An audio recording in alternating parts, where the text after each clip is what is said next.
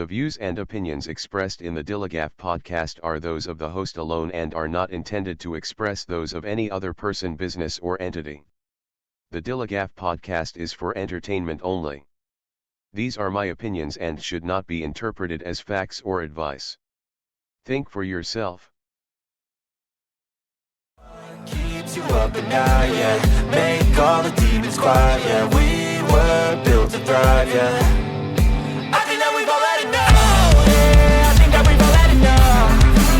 Sick of dealing with the old plan. They know that we're calling it wrong. You got me like, oh, yeah. I think that we've all had enough. What's going on, everybody, and welcome to Season 2 of the DILLIGAF podcast, talking about anything and everything that interests me. If it makes me think, laugh, cry, scream, rage, or say, what the fuck, you're going to hear about it. My name's Tom. I'm your host. Thank you to everybody for watching or listening on YouTube, TikTok, Spotify, or wherever you get your podcasts from. Make sure you're following on social media.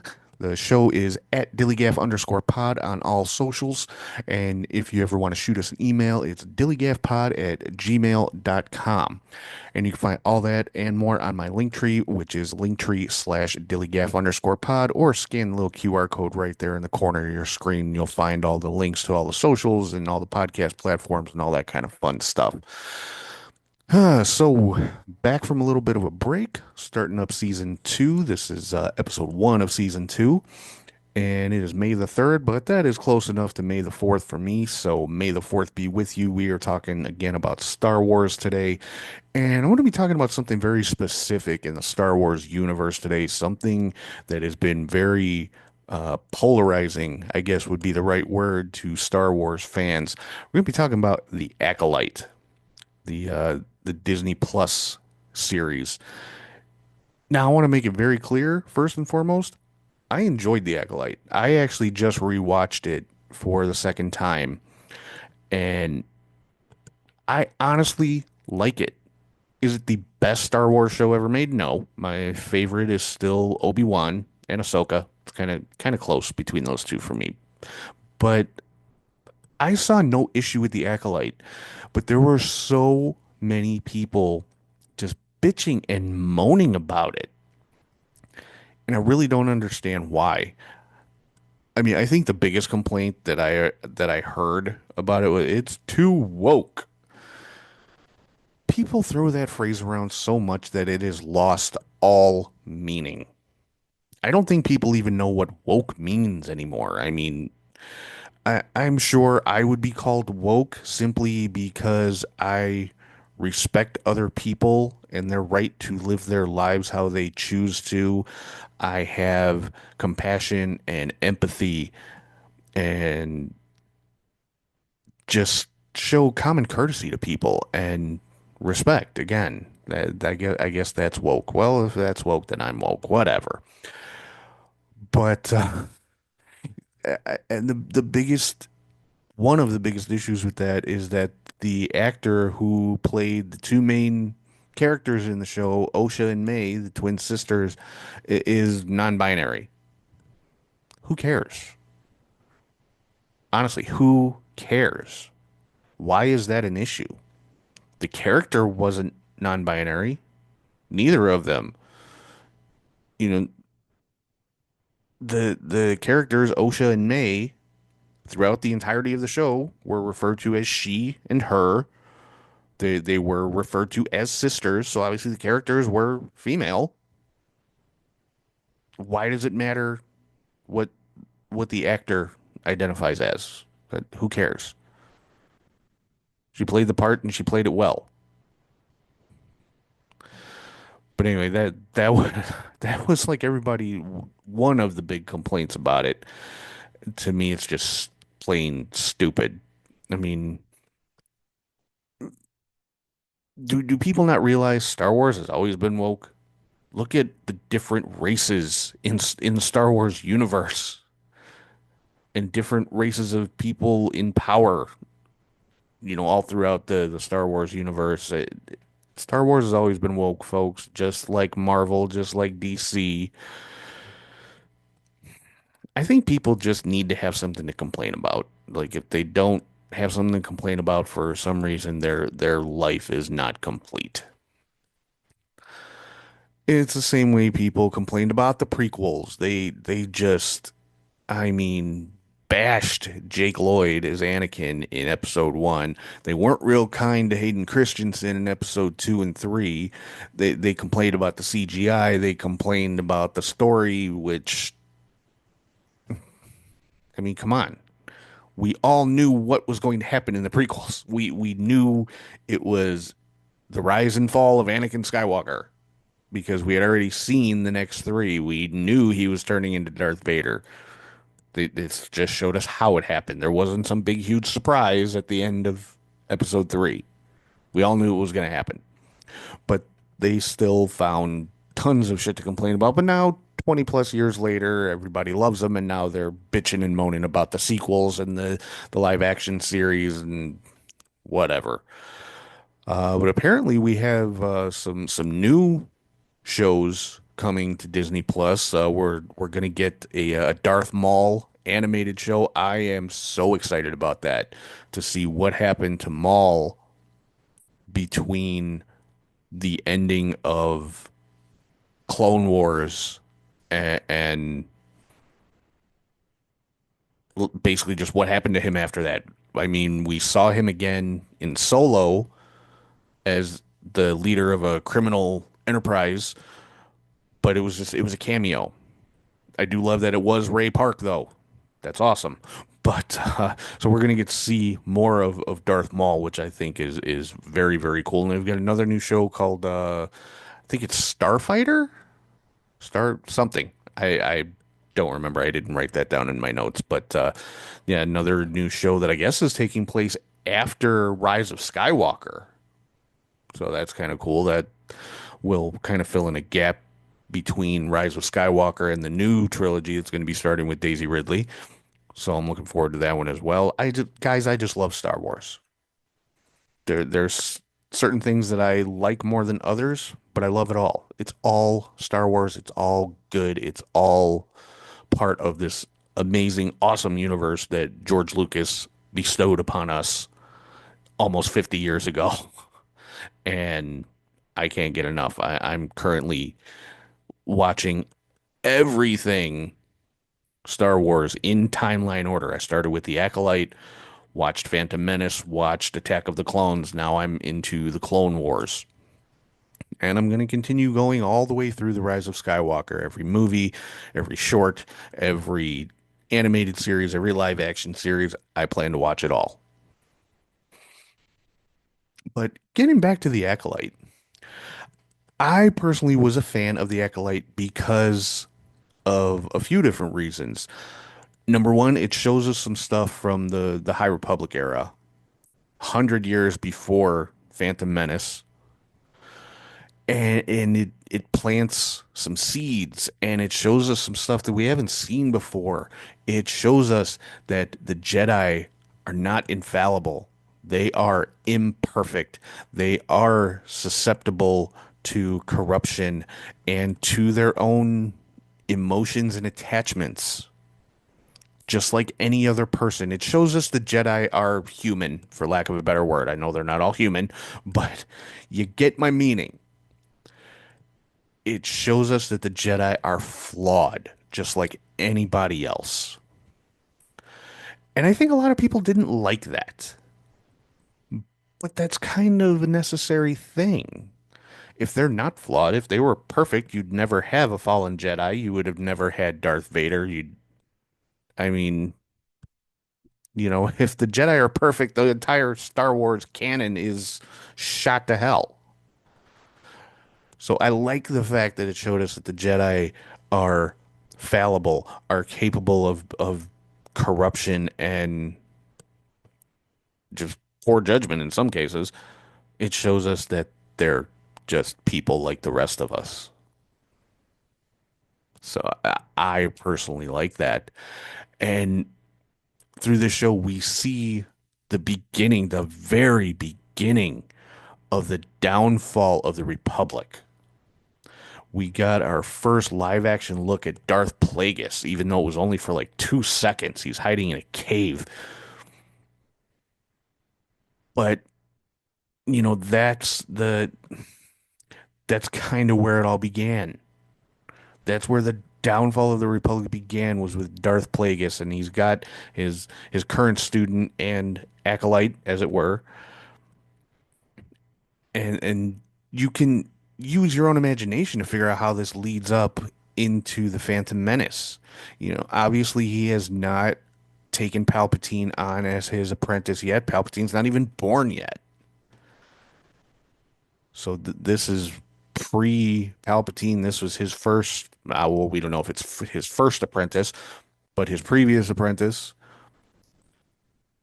And you can already see his plans are in place or are starting to take shape.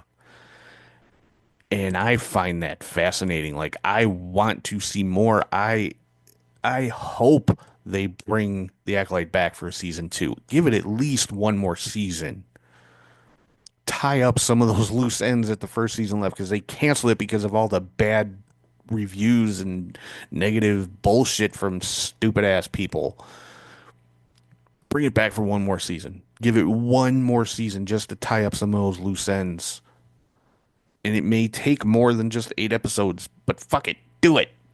I want more. I wanted to see where this is going and how it leads us into the Phantom Menace. How do we get from OSHA to Palpatine? Another one of the big things that a lot of people had an issue with was OSHA and May. And they were part of a coven of Force witches, basically.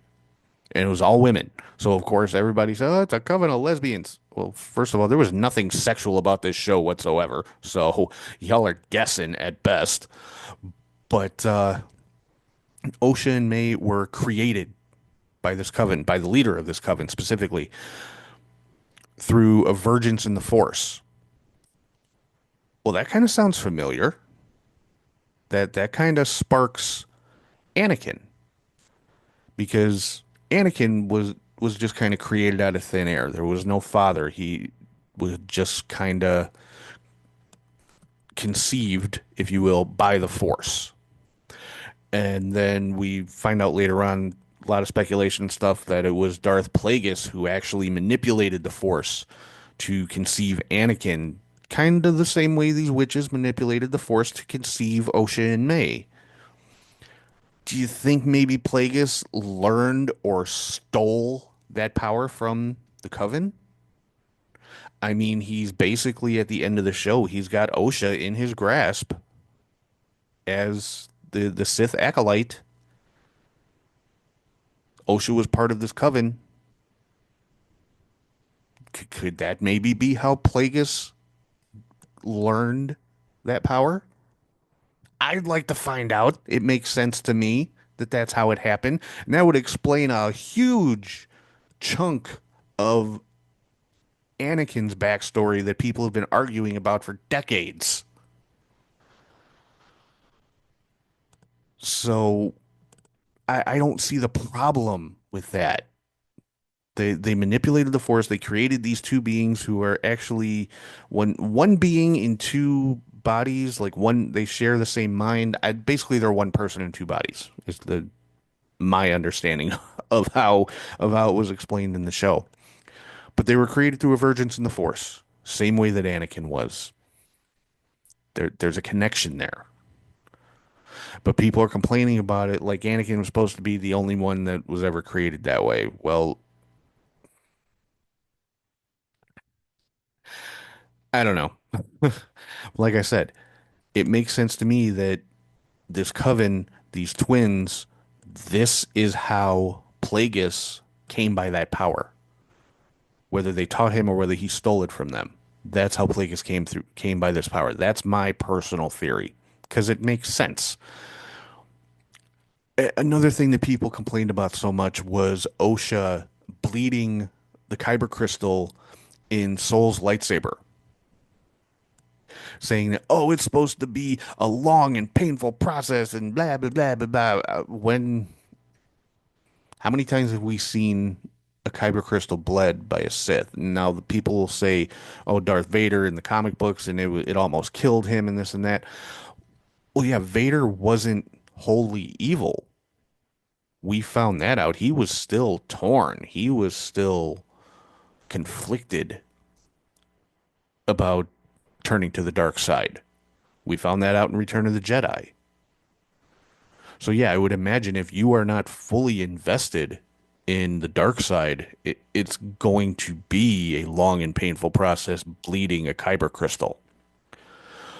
But if we look at the video game Jedi Survivor, Dagon Gera, we see him do the same thing. He opens up his lightsaber, takes the crystal in a matter of seconds. He's fully invested in the dark side because he feels so betrayed by the Jedi Order. Same can be said for Osha. She feels totally betrayed. She has just found out that her mentor, her Jedi Master Soul, is the one who murdered her mother. And she is in the midst of force choking him, totally straight faced, totally calm, just choking the life out of him, literally. And all of her rage and her anger and her pain and her hatred is just flowing through her body directly into that kyber crystal because she is physically touching it because the saber was cracked. The housing, the hilt was cracked. So she's physically touching it, and all of that dark side energy is just flowing through her straight into that crystal. Of course it bled. It was pure, raw emotion at that moment that she was channeling into that crystal. So of course it bled. I would say her turn is probably the most canon one we've ever seen as far as how it goes. You have to kill a Jedi with no weapon. She force choked his ass to death. A Sith is supposed to get their lightsaber. It's supposed to be taken off of a fallen Jedi, and they bleed the kyber crystal. She did all that shit at the same time. Okay, she is a Sith Lord. That's all there is to that as far as I'm concerned. So again, I don't have an issue with that. It makes perfect sense to me. But people are going to argue about it. People are going to complain and that's what I hate about the Star Wars fandom is people can't just enjoy what they enjoy and kind of not worry about what they don't enjoy. Like I said, there's certain stuff in the Star Wars universe that I'm not the biggest fan of, but it doesn't diminish my enjoyment of Star Wars as a whole. There are certain episodes of the Clone Wars that I skip over because I just don't like them a whole lot. Doesn't mean I'm never gonna watch the Clone Wars again. I just skip those episodes. Whatever. As far as the movies go, I definitely have favorites as far as the movies. I definitely have favorites as far as the live action shows. But it's all Star Wars. It's all part of this amazing universe again that George Lucas gave us almost 50 years ago. And it's to me, it's the greatest thing in the fucking world. I am a Star Wars nerd, and I'm proud of that fact. I mean, just to give a little example here, and also just because I just want to show it off, I've been working on those of you that are watching the video. I've been working on this full sleeve tattoo for well over a year now. It's just about done. I got one more maybe hour long session to go, and it'll be 100% complete. But one thing that I told my artist when we were working on it is because it's all of the signs of the zodiac, all 12 signs of the zodiac, and the background fill in stuff is all space themed because zodiac signs, constellations. So we've got comets and planets and sun and moon and stars. And one thing that I had to work in just because is right there. Those of you watching the video can see. Yes, that is the Millennium Falcon. I fucking love Star Wars. It's been a part of my life damn near since birth. The original Star Wars, before it was even called A New Hope, the original Star Wars came out in theaters the same week that I was born. I always say because of that, I have a kinship with Star Wars. Some of y'all might find that a little silly. It sounds cool to me, but I just wish everyone could just enjoy what they enjoy. And if it's not your thing, that's okay. That doesn't mean it can't be somebody else's thing. If you didn't like the Acolyte, if it didn't satisfy your need or your love for Star Wars, that's okay. But don't get down on somebody who did like it. Like I said, I thought it was good. It's not the greatest Star Wars thing I've ever seen, but I thought it was good. So I don't know. That's pretty much all I have to say about the Acolyte. Like I said, there's a new Darth Maul series coming out. There's a new, I think it's called Starfighter. I should have put it in my notes, but I didn't. I think it's called Star Wars Starfighter. Looks pretty cool. We got Ahsoka season 2 coming out. Dave Filoni was talking about that. We're gonna have the entire crew from Rebels in Ahsoka season 2, including Zeb and everybody else. I would love to see a cameo of a Force ghost of Kanan. I'm just throwing that out there. I think that would be cool, but I don't think it'll happen. I don't know who would play him. Would it actually be Freddie Prinze Jr. or would they get somebody else? I don't know. But I would love to see Kanan's Force Ghost just for a second. Just coming to Ezra, telling him something, giving him some last little bit of wisdom. I don't know. But I don't think that's going to happen. But we've got Ezra, we've got Hera, we've got Sabine, we've got Zeb, we've got Chopper, all going to be in season 2 of Ahsoka. Thrawn's going to be back. They said there's going to be like half of the series is going to be some big, huge battle. There's going to be a whole nother war, which obviously this is going to lead into the First Order somehow and the sequel trilogy. So I am very excited about that. I cannot wait for Ahsoka season 2 to come out. And, you know, like I said, Star Wars fans, if you are a fan, be a fan. Love what you love. Forget about what you don't like. Just skip over it. Who is it hurting? Some people take it so personally. And at the end of the day, yes, it is great. It's one of my favorite things in the world. It's what I call my comfort show, comfort movies, whatever. It's stuff that I put on if I'm having a bad day, if I'm feeling depressed. I can throw on some Star Wars and I feel better because it's just been a part of me since I was born, like I said. But at the end of the day, it's just a movie. It's just a TV show. It's just a cartoon. It's not the end of the world if they don't tell the story that I think they should tell. Like if we don't get season 2 of The Acolyte, it's not the end of the world. If we don't get more of an explanation of Darth Plagueis and how all of that plays into the fall of the Republic and the rise of the Empire, I mean, I would love to see it, but if I don't get to, it's not the end of the world. So remember, guys, we're all Star Wars fans, but we all love Star Wars for different reasons. We all love different things about Star Wars. Just be nice to each other. Show each other some respect. It's not that hard. If somebody likes something that you don't particularly like, talk to them about it. Maybe they can explain to you why they like it. Maybe it's something you missed about it.